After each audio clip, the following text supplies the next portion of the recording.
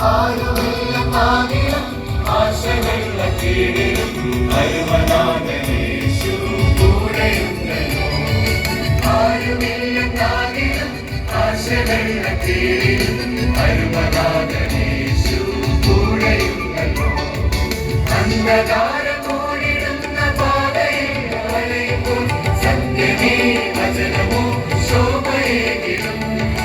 അന്ധകാരം മൂടിടുന്ന പാതയിൽ വലയുമ്പോൾ സത്യമേ വചനമോ ശോഭയേകിടും. ശോകസാന്ദ്രമായി